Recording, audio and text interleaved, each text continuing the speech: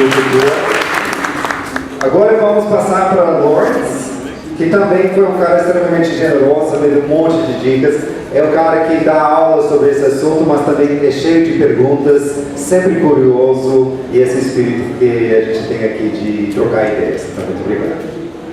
Obrigado, Jason. Obrigado a todos por terem vindo. Eu adoro sala cheia, então é um prazer estar aqui com vocês, principalmente porque eu reconheço vários rostos que estão aí na plateia.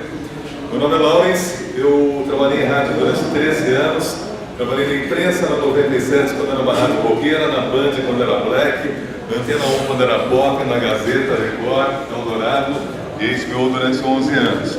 E eu me apaixonei por áudio porque eu sou da segunda geração de locutores de rádio que teve que aprender a operar. Duas gerações antes da minha, havia um técnico.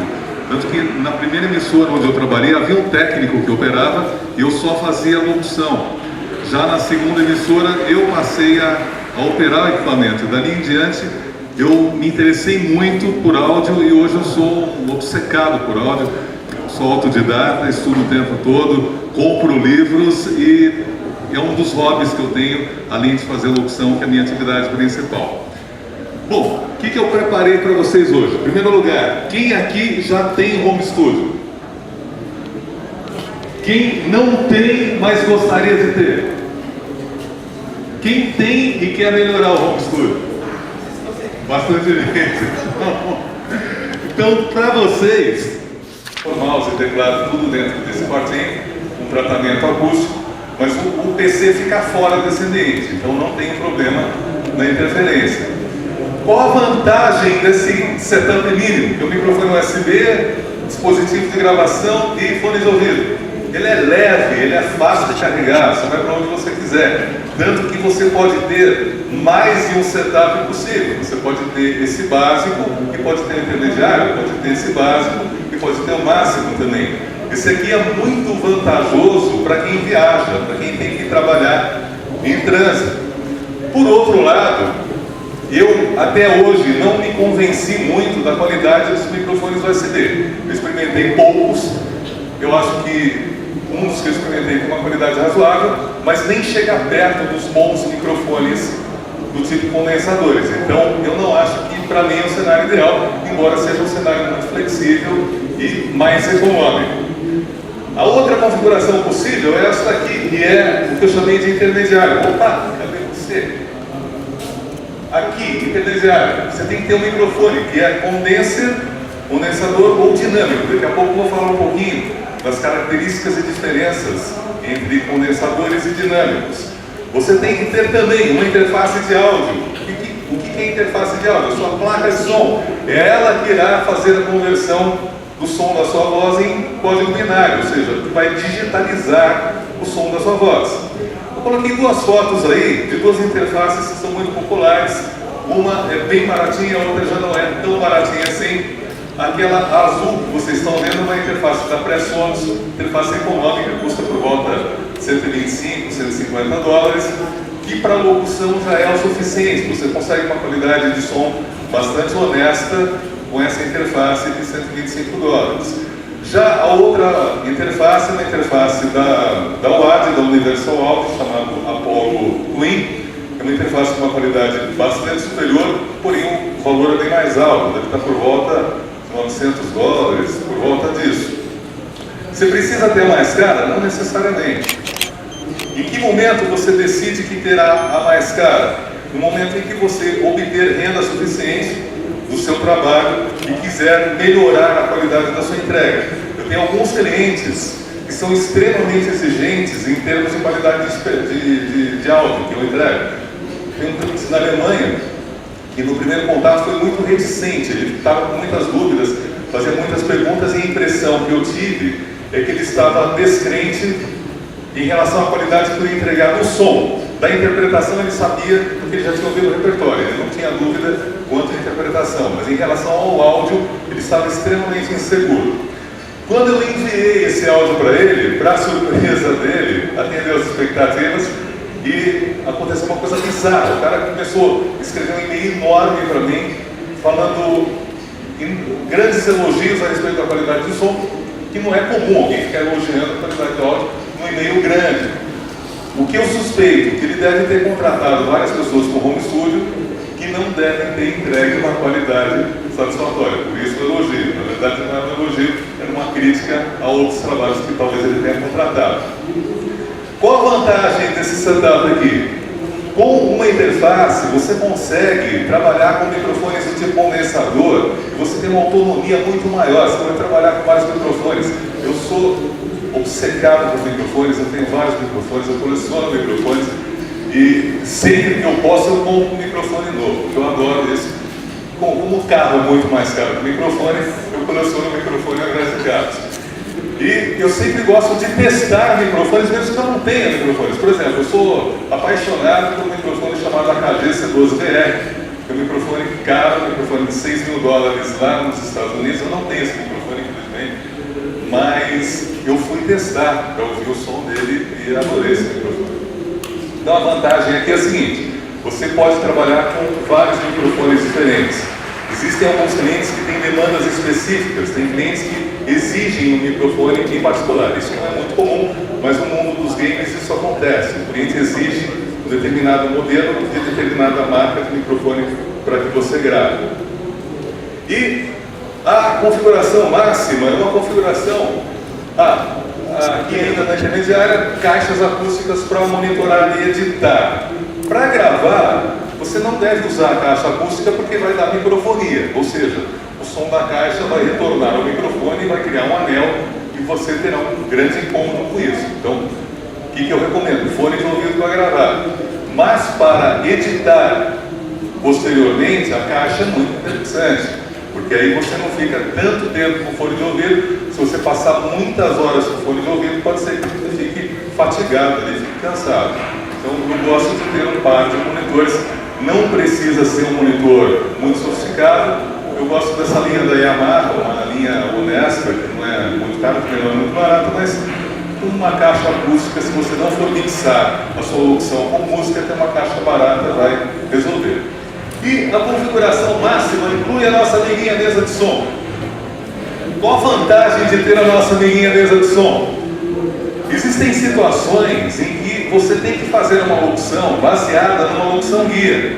Por exemplo, você recebe um vídeo que está em inglês, ou está em espanhol, está em alemão, está em francês, e você terá que fazer a versão em português daquela locução, respeitando o timing do vídeo original. Ou seja, você vai ter que entender o que aquele profissional está falando, torça para não ser em árabe ou chinês, porque talvez você não entenda, mas em inglês em geral tranquilo, espanhol é muito fácil. E aí você terá que ouvir o idioma original e falar em português, respeitando exatamente o mesmo timing. E para isso, a mesa de som é muito importante, porque você pode tirar uma saída auxiliar da mesa para que você possa ouvir o idioma original, sem que esse idioma original entre na sua nova gravação, porque o cliente quer a sua voz limpa, apenas a sua locução em português. Então, nesse caso específico, a mesa de som pode te auxiliar demais. É ela que vai viabilizar o seu trabalho. Outra situação importante que você pode precisar da mesa de som é se você tiver que, eventualmente, gravar mais de uma pessoa. Então, vamos imaginar que haja você e um colega, ou você vai fazer, digamos, um podcast com 2, 3 pessoas falando simultaneamente. É muito melhor você ter um microfone para cada pessoa do que você ter um único microfone para 3 pessoas. Mas, dependendo da situação, um microfone para cada pessoa também pode gerar problema. Daqui a pouco eu vou falar disso aí, que é o chamado cancelamento de fase, o Tony comentou aí com vocês. Muito bem, feita essa pequena introdução aí, vamos aos microfones, vamos ao que interessa aqui, que é o assunto que eu mais gosto de microfone. E eu vou falar agora um pouquinho dos condensadores. Microfones condensadores, em geral, são mais sensíveis, eles são mais brilhantes, têm uma qualidade de som mais aguda, mais definida, tem um grave bonito também. E em geral, em publicidade, se usa microfone do tipo condensador para que você realize as gravações.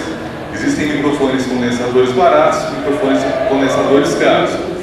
Eu trouxe esses 2 exemplos porque eu tenho os 2 e são microfones bastante interessantes. Por exemplo, esse aqui, o microfone que saiu de linha, ele não existe mais, o microfone da Rode, que custava, quando estava em fabricação, por volta de $300. Esse é o preço lá nos Estados Unidos. Qual a vantagem dele? Ele tem aqui alguns diagramas polares. Vamos voltar aqui, ele tem figura 8, cardioide, que é o tradicional, e o unidirecional, que cabe a 360 graus. Como eu dou aula em faculdade e eu falo de microfones, para mim é muito importante ter um microfone que me permita trabalhar diferentes formas de captação. Mas em home studio você muito provavelmente não irá usar esses diagramas polares todos, você irá usar o que? O tradicional para o cardioide. Esse é um microfone, então, muito versátil, relativamente econômico. E este outro aqui é o TNM 103 da Neumann, que custa por volta de $1.000. Veja que interessante. O Neumann custa $1.000. O Rode custa $300. É por conta de 3 vezes o preço. Será que ele é 3 vezes melhor? Provavelmente não. Ele é melhor? Sim, ele é melhor. Eu posso assegurar isso porque eu tenho os 2 microfones. Mas ele não é necessariamente 3 vezes melhor, mas ele é 3 vezes mais caro. Outro exemplo curioso aqui. Esse carinha aqui chama-se Blue Spark, é um microfoninho de $200 da Blue. É um microfoninho que você consegue uma qualidade de som bastante honesta. Não é, obviamente, o melhor microfone que a indústria produz, mas é um microfone que permite viabilizar um trabalho real e profissional. Custa $200. Esse outro aqui chama-se Neumann U87, que é um clássico da indústria, um microfone extraordinário. É muito bom esse microfone, custa mais de $3.000.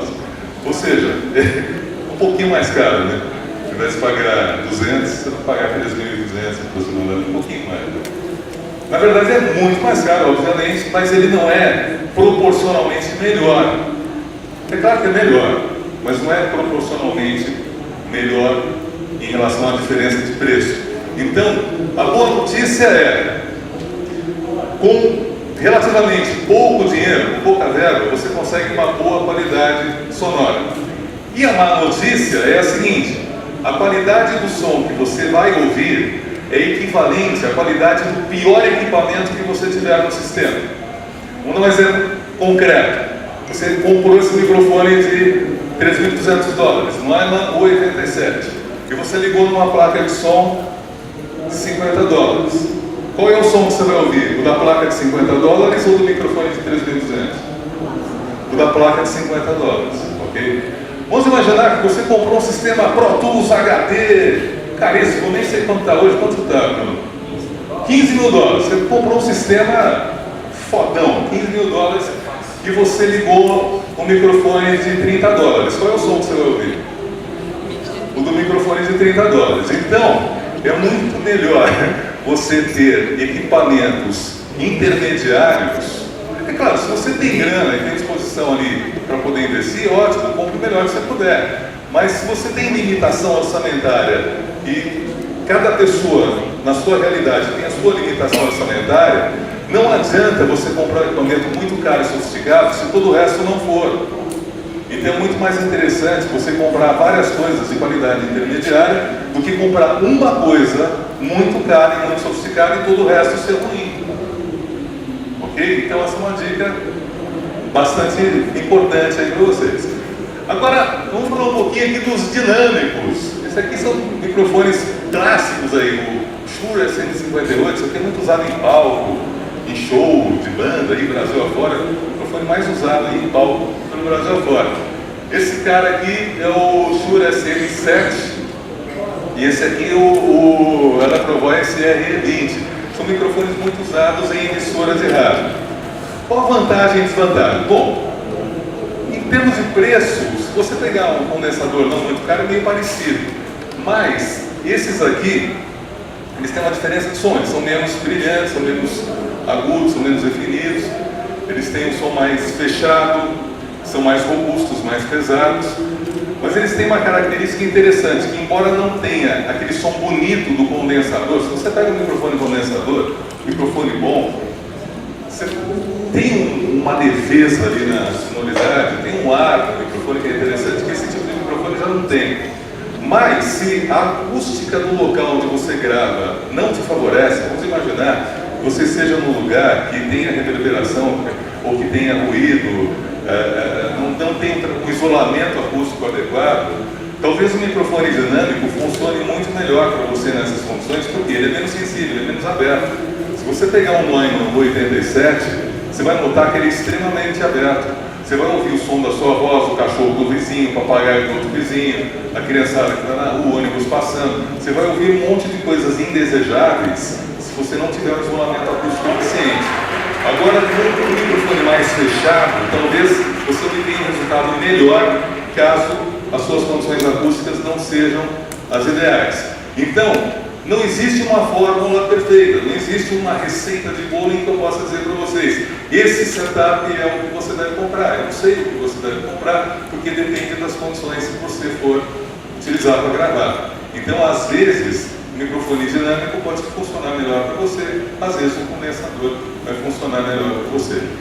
E, por fim, amiguinhos, o pop filter. Esse cara é fundamental. Esse cara aí, se você não tiver o seu som, vai ficar muito ruim, porque vai ficar assim, vai ficar soprado aqui. Então, se colar aqui, eu estou pufando de propósito aqui, fica uma coisa desagradável. Então, evita falar aqui na cara, né? Se você coloca aqui embaixo, o ar vai para frente, não dá curva. Então, esse tipo de dispositivo é uma telinha simples. Compre um pop filter de qualidade, porque o pop filter baratinho é aquele que corta agudo. Eu já comprei pop filter nacional e os caras pegam meia de seda, os caras pegam meia feminina, porque querem economizar, e aí você economiza na qualidade da sua voz. Eu imagino que você não queira economizar na qualidade da sua voz. Então, compre muito do pop filter da AKG. Aqui não tem improvisação, não tem milagre. Você tem que comprar o bom. O bom aí custa por volta de $200. Ah, mas é uma puta grana pagar $200 no negócio? Mas você quer um som correto ou não, né? Essa é a pergunta. Então, não economize no pop filter, porque o pop filter vai derrubar a qualidade do áudio se não for um pop filter de qualidade. Beleza? Beleza. Então, agora eu vou passar para o Bruno, que vai falar de software. Ele vai falar de vários softwares de gravação e de pós-produção de áudio, ou seja, o tratamento que você vai dar depois que você gravar. E depois teremos uma rodada de perguntas.